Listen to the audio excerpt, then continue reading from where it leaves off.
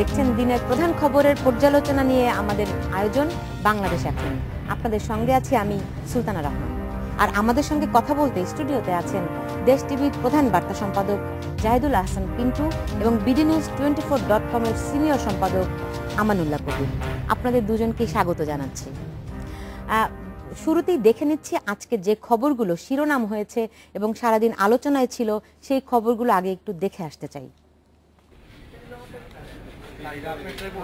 Islamic স্টেটের সন্দেহভাজন এক সদস্যকে গ্রেপ্তার করেছে পুলিশ। বৃহস্পতিবার গভীর রাতে ঢাকার পুরনো পল্টন এলাকা থেকে হাফিজুর রহমান নামের ওই ব্যক্তিকে গ্রেপ্তার করা হয়। ঢাকা মহানগর গোয়েন্দা পুলিশের যুগ্ম কমিশনার মনিরুল ইসলাম জানিয়েছেন, হাফিজ নিজেকে আইএসের জনবল সংগ্রাহক বলে দাবি করেছে। তিনি বলেন, তাদের কাছে তথ্য আছে একজন প্রবাসী বিত্তশালী বাঙালি আইএসের হয়ে বাংলাদেশে এসেছে।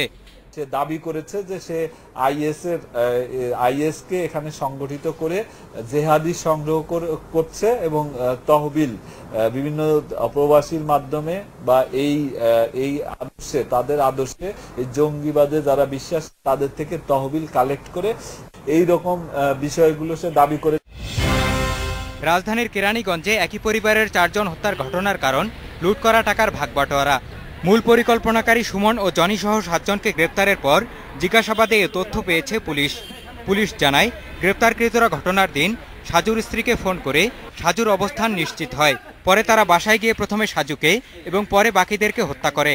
মাদক ব্যবসা, তারপরে ডাকাতি, ছিনতাই ইত্যাদি সহ বিভিন্ন অপরাধের সাথে জড়িত ছিল তারা, এবং তাদের যে এই লুণ্ঠিত মালামাল, লুণ্ঠিত অর্থ, এগুলো ভাগাভাগি নিয়ে তাদের ভিতরে দ্বন্দ্ব চলে আসছিল। এছাড়াও যে নিহত সাজু তার অন্য 2 সহযোগীর স্ত্রীর সাথে অবৈধ সম্পর্কের একটি বিষয় আমাদের কাছে এসেছে এবং সেটিও একটি বড় কারণ। সে কারণে সাজুকে তারা সকলে একসাথে হত্যা করেছে। ঢাকা বিশ্ববিদ্যালয়ে ভর্তি পরীক্ষায় জালিয়াতির অভিযোগে আটক কলেজ শিক্ষক, সরকারি চাকরিজীবী, ছাত্রলীগ নেতারা নানা ভাগে কাজ করতেন বলে জানিয়েছে র্যাব।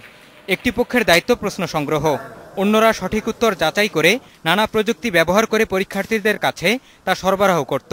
বিকালে সদর দপ্তরে সংবাদ সম্মেলনে একথা জানায় র্যাব। জালিয়াতির অভিযোগে 19 জনকে আটক করা হয়েছে। প্রশ্নটা যখন সংগ্রহ হয়ে যায়, এখানে একটা সলভার নামে একটা গ্রুপ থাকে। মূলত তাদের কাজ হচ্ছে সে নিজেও অনেক সময় এটা কোশ্চেন পেপার যেগুলি থাকে সেটাকে সলভ করে উত্তরটা বের করা, অথবা তার পরিচিত বিভিন্ন কোচিং সেন্টার অথবা প্রশিক্ষিত অন্য কোনো মাধ্যমে এই কোশ্চেনগুলি সমাধান করে, এবং পরবর্তী গ্রুপ থাকে যেটা আসলে তার সঙ্গে যে কন্ট্যাক্ট যাদের থাকে তাদের সেই মোবাইল নম্বরটা এই উত্তরগুলি SMS এর মধ্যে পাঠিয়ে দেয়। রাজধানী থেকে সারা দেশে ট্রেনের আগাম টিকিট বিক্রি শুরু হয়েছে। কমলাপুরে প্রথম দিন দুপুরের মধ্যেই শেষ হয়ে যায় 1 অক্টোবরের টিকিট। এরই মধ্যে 2 অক্টোবরের টিকিট পেতে রেল স্টেশনে ভিড় করেছে মানুষ। রেলওয়ে জানায়, 30 সেপ্টেম্বর পর্যন্ত চলবে টিকিট বিক্রির এই কার্যক্রম। প্রতিদিন দেয়া হবে 11,500টি টিকিট। স্বাভাবিক সময়ে দিনে 1,80,000 যাত্রীকে সেবা দিয়ে থাকে রেলওয়ে। তবে ঈদে তা দাঁড়ায় 2.5 থেকে 3 লাখে। ঈদ ও পূজা উপলক্ষে অতিরিক্ত বগি ও বাড়তি 5 জোড়া বিশেষ ট্রেনের ব্যবস্থা করা হয়েছে। আগামী 3 অক্টোবর থেকে ফিরতি টিকিট বিক্রি শুরু হবে। মঞ্জুর মোর্শেদ, ইন্ডিপেন্ডেন্ট নিউজ। দেখছিলেন দিনের প্রধান খবরগুলো। এছাড়া আমরা একটু দেখে আসতে চাই, আপনারা জানেন যে আজকে শান্তি রক্ষায় নেতৃত্ব দিতে বাংলাদেশ সক্ষম বলে জানিয়েছেন প্রধানমন্ত্রী শেখ হাসিনা। তিনি বলেন, বিশ্বজুড়ে শান্তি প্রতিষ্ঠায় দীর্ঘ অভিজ্ঞতার মধ্য দিয়ে বাংলাদেশ জাতিসংঘের কেন্দ্রীয় পর্যায়ে এবং বিভিন্ন শান্তি মিশনে নেতৃত্ব দেওয়ার সক্ষমতা অর্জন করেছে। এই বিষয়ে আমরা একটু আলোচনা করতে, আরও বিস্তারিত জানতে একটু টেলিফোনে যোগ দিতে চাই নিউ ইয়র্কে। সেখানে আছেন আমাদের বার্তা সম্পাদক জাহিদ হোসেন। জাহিদ, এই বৈঠকে এখন পর্যন্ত কি কি আলোচনা হয়েছে? আচ্ছা, আপনাকে আমরা দেখতেই পাচ্ছি। জাহিদ, এখন পর্যন্ত এই বৈঠকে কি কি আলোচনা হয়েছে?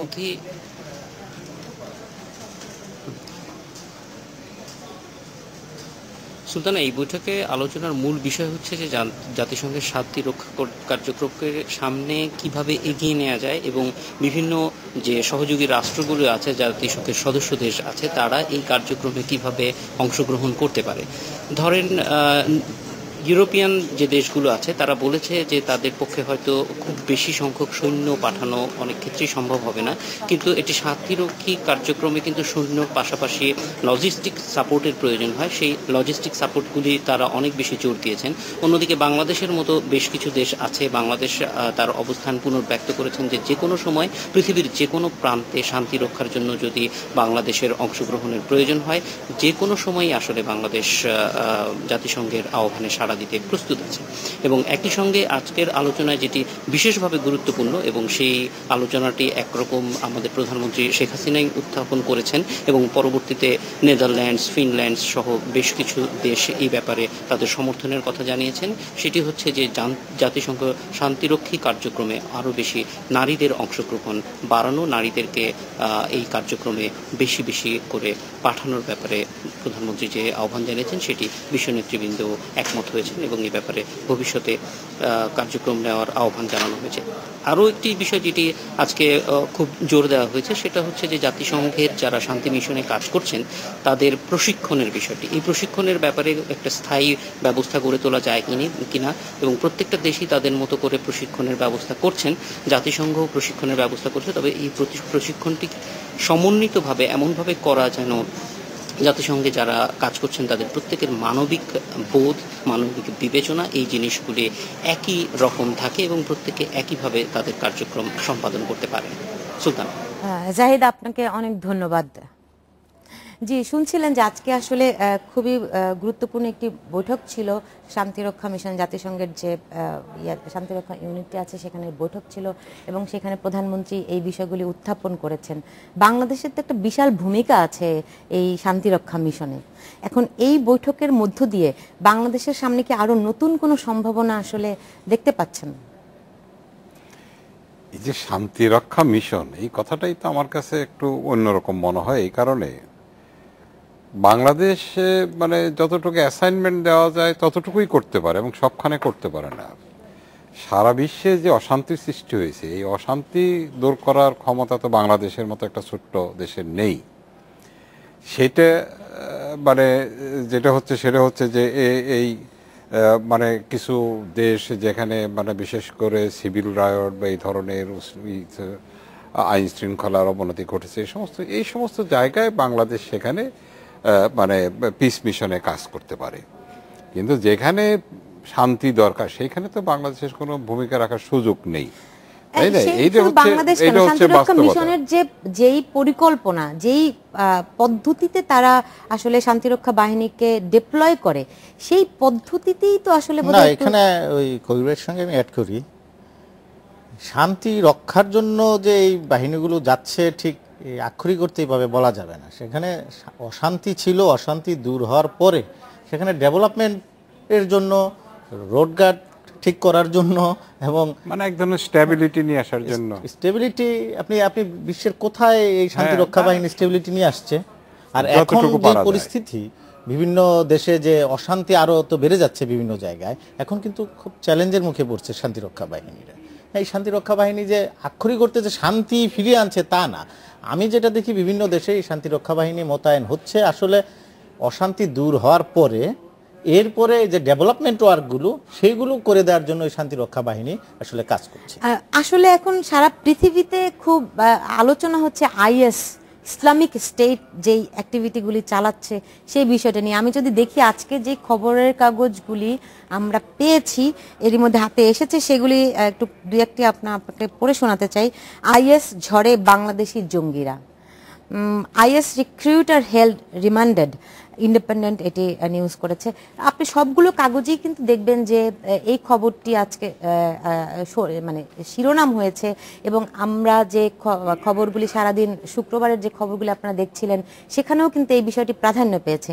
আসলে এই যে যাকে আজকে আটক করা হলো, শুক্রবার দিন যেই ব্যক্তিকে আটক করা হলো, একজন প্রবাসী, এই বিষয়গুলো আসলে আপনারা কিভাবে করে দেখেন? মানে আসলে বাংলাদেশে আইএস এর অ্যাক্টিভিটি কতখানি আছে? এটা হয়েছে কি, আমি আপনাকে যেটা বলি, বাংলাদেশে মানে যে জিনিসটা আছে, হ্যাঁ এখানে মানে কিছু এক্সট্রিমিস্ট আছে নিঃসন্দেহে, এটার সম্পর্কে কোনো দ্বিধাদ্বন্দ্ব থাকা উচিত নয়। এখন যেটা হচ্ছে কি মানে এটা তো বাংলাদেশের যে একটা ঢেউ এসে লেগেছে, বাংলাদেশে একটা ঢেউ এসে লেগেছে, যে ঢেউটা সারা বিশ্বেই মানে চলছে। এটা ইউরোপিয়ান কান্ট্রিতেও চলছে, বিশেষ করে মিডল ইস্ট কান্ট্রিগুলোতে কি চলছে আমরা সব কিছুই জানি। এবং বাংলাদেশ থেকে অনেকেই কিন্তু এক সময় ওই আফগানিস্তানে ইয়ের সঙ্গে তালেবানের সঙ্গে যুদ্ধ করেছে, কারো কারো সঙ্গে হয়তো আল কায়দার ইরাকে গেছে, আল কায়দার সঙ্গে হয়তো যোগাযোগ ছিল। এখন যেটা হয়েছে, এখন আমি জিনিসটা অন্যরকম মনে করি। আমি মনে করি আপনি একটা জিনিস খেয়াল করবেন যে এই যে মানে মানে বিশেষ করে আমরা যে মুসলমানদের এই যে বিশেষ করে এক্সট্রিমিজমটা আমরা দেখতে পাচ্ছি, এটা মেইনলি কিন্তু দেখতে পাচ্ছি মিডল ইস্ট কান্ট্রিগুলোতে। এখানে একটা ডিফারেন্স হচ্ছে, কালচারাল একটা ডিফারেন্স হচ্ছে। এটা কিন্তু এশিয়ান কান্ট্রিগুলোতে যে সমস্ত কান্ট্রিতে মুসলিম প্রধান দেশ, এখানে কিন্তু এই জিনিসটা ওইভাবে নেই। আমি একটুখানি আপনার সঙ্গে একটু ইয়ে করে আজকের একটি খবর, যেটি আজকের বলতে শুক্রবারের খবর, যে ইউরোপীয় ইউনিয়নের যে সন্ত্রাস বিরোধী সংস্থা আছে সেটির প্রধান বলেছেন যে ইউরোপীয় জঙ্গিদের সংখ্যা ৩,০০০ ছাড়িয়ে গেছে। ইউরোপে কিভাবে এত, ইউরোপ আমরা মনে করি যে খুবই উদার এবং এই সমস্ত জঙ্গিবাদের সঙ্গে সংশ্লিষ্ট নয়, সেইখানে কি করে ৩,০০০-এর উপরে ছাড়িয়ে যায়? জাহিদুল হাসান পিন্টু। না, ইউরোপে আপনার জঙ্গিবাদের সাথে সংশ্লিষ্ট নয় তা না। ইউরোপের দেশ হয়তো কোনো দেশ জঙ্গিবাদের সাথে রাষ্ট্রীয় পৃষ্ঠপোষকতা করে না, কিন্তু সেই সমস্ত ইউরোপের বিভিন্ন দেশে আপনার মুসলিম কমিউনিটি যারা আছে তাদের মধ্যে কিন্তু প্রচুর এক্সট্রিমিস্ট আছে। এটা শুধু আইএসআই না, আইএসআই আপনার ৩,০০০ ইউরোপিয়ান আছে। ওখানে আবার দেখবেন এই সাবকন্টিনেন্টেরও কিছু মানুষ যারা বাংলাদেশি বংশোদ্ভূত, তাদেরও প্রচুর আমরা ভিডিওতে দেখেছি। সেটা আপনার ইউরোপ বা এশিয়া আফ্রিকা বলে কথা না, এটা আপনার ওই দেশে বা লন্ডনে আপনি যদি দেখেন, যুক্তরাজ্যে প্রচুর আপনার মুসলিম আছেন যারা মানে এক্সট্রিমিস্ট, যারা এখন আইএসআই করেন, একসময় আল কায়দার সঙ্গে যুক্ত ছিলেন। এটা কোনো না কোনো সময় ওই চেঞ্জ করে দল, সংগঠন, নতুন সংগঠন আসে, নতুন সংগঠন যে একসময় আল কায়দা ছিল এখন আইএসআই গিয়েছে। আপনি এটা আলাদা ইউরোপের লোকজন করবে না বা করতে পারবে না এমন কিছু বলার নাই এখানে। আর এই জায়গাটায় আরেকটা ক্লিয়ার হলো আপনার এই ইউরোপ থেকে আরও যাবে, যতই বলুক ইউরোপে ওখানে যেই ফেসিলিটিটা তারা পায়, ওখানে আপনার মুসলিমরা, কিছু কিছু মুসলিমরা যেভাবে আপনার অর্গানাইজড হইতে পারে, ওখানে কিন্তু আপনার ওই ঠিক এই অস্ত্র নিয়ে অথবা এই এক্সট্রিমিজমের যে প্র্যাকটিস তা করে সেটা না, তারা চেতনাগতভাবে আপনার আইএসের সাথে সংযুক্ত হয়, এরপরে তারা যোগাযোগ স্থাপন করে ওখানে যোগ দেয়।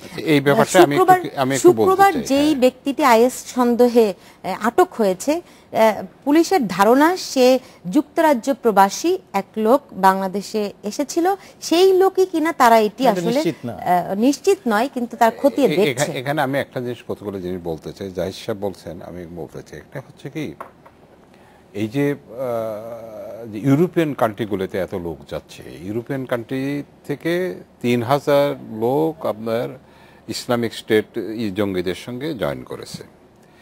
এখন এই যে ব্যাপারটা কি, এটা কতগুলো জিনিস কিন্তু দেখার বিষয় আছে এখানে। একটা যেটা ক্ল্যাশ অফ সিভিলাইজেশনস যেটা বলে, এই যে ক্ল্যাশ অফ সিভিলাইজেশনসের ব্যাপারটা কিন্তু খুবই গুরুত্বপূর্ণ। এই ক্ল্যাশ অফ সিভিলাইজেশনসই কিন্তু এটাই হচ্ছে সব কিছুর কিন্তু মূলে এই যে ঘটনাগুলো ঘটছে। এখন যেটা হচ্ছে কি মানে ইউরোপিয়ান কান্ট্রিগুলোতে কি হয়েছে, ইউরোপিয়ান কান্ট্রিতে মুসলমানরা বসবাস করলেও সেখানে কিন্তু তাদের সঙ্গে একটা কালচারাল ডিফারেন্স রয়ে গেছে, বিশাল একটা কালচারাল ডিফারেন্স হয়ে গেছে। সেখানে ইউরোপিয়ান কান্ট্রিগুলোতে সেখানে তারা হলো culturally they are very liberal, কিন্তু মুসলিম যে সংস্কৃতি সেটা কিন্তু লিবারেল না। এখানে একটা ক্ল্যাশ হয়ে গেছে। আরেকটা ক্ল্যাশ হলো মানে অন্যান্য ক্ষেত্রেও মানে ধর্মীয় বিভিন্ন ক্ষেত্রে বা ইয়েতে ক্ল্যাশ রয়ে গেছে। আরেকটা ক্ষেত্র হলো যে অর্থনৈতিক ক্ষেত্র ক্ল্যাশ রয়ে গেছে। আর সবচেয়ে বড় জিনিস আমি যেটা মনে করি, সেটা আমার সঙ্গে হয়তো অনেকে একমত হবে না, আপনি মানে যদি মানে হয় এই